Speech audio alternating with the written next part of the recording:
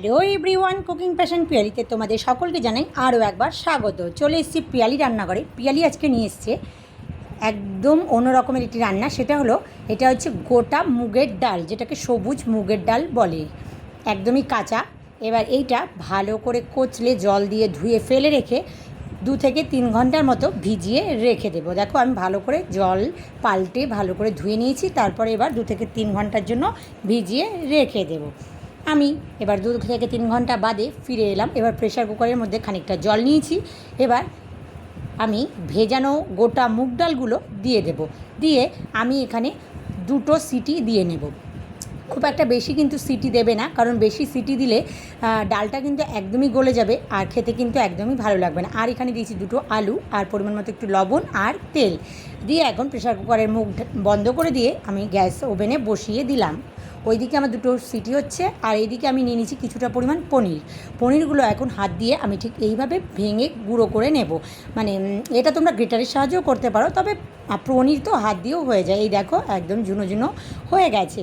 এবার আমি কড়াইয়ে তেল দিয়েও দিয়েছি, তেল আমার গরমও হয়ে গেছে। এর মধ্যে দিয়ে দেবো কাঁচা পাকা লঙ্কা আর হচ্ছে তেজপাতা আর গোটা জিরে। ভালো করে ফোড়ন হয়ে গেলে এর মধ্যে দিয়ে দেবো এবার এই পেস্ট। এর মধ্যে আছে আদা বাটা, টমেটো বাটা, জিরে বাটা, লঙ্কা বাটা, মানে শুকনো লঙ্কা বাটা আর দারচিনি, এলাচ সব কিছুই একসাথে আমি পেস্ট করে নিয়েছি। নিয়ে ওর মধ্যে লবণ হলুদ দিয়ে দিয়েছি পরিমাণ মতো, দিয়ে ভালো করে এখন কিন্তু মশলাটা কষিয়ে নিতে হবে।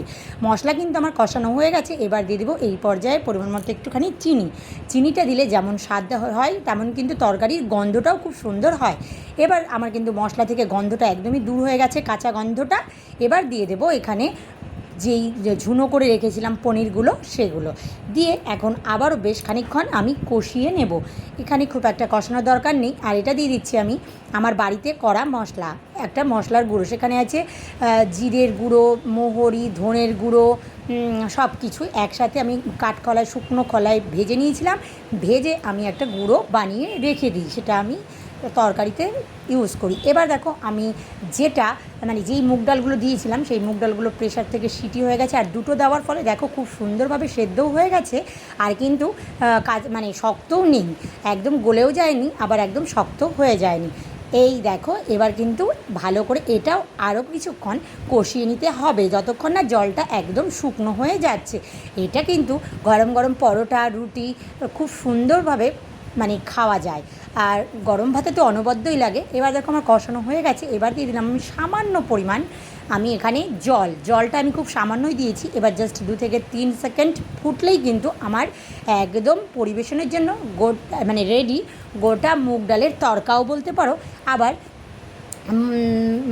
ডালও বলতে পারো। এটা তরকা হিসেবেই বেশি সুন্দর লাগে। এটা কিন্তু গরম গরম রুটি এবার আমার কিন্তু পরিবেশনের জন্য একদম রেডি। দেখো গ্রেভিটা আর একদম নিরামিষ, খেতে যেমন সুন্দর দেখতেও ঠিক তেমনই সুন্দর হয়েছে, তাই কি না বলো বন্ধুরা? তোমরা একদিন হলেও বাড়িতে এই প্রসেসে করো।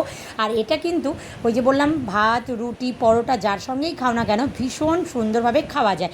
আজকের এই রেসিপিটা তোমাদের কেমন লাগলো অবশ্যই তোমরা লাইক, কমেন্ট, শেয়ার করে জানাবে। আর যারা আমার চ্যানেলটাকে এখনও সাবস্ক্রাইব করোনি তারা প্লিজ ওই সুন্দর সুন্দর আঙুলগুলি দিয়ে সাবস্ক্রাইব করে আমার পাশে থেকো। আর যারা ফেসবুক পেজ থেকে দেখছো তারা পেজটাকে ফলো করে দিও। সকলে খুব ভালো থেকো। Tata, bye bye.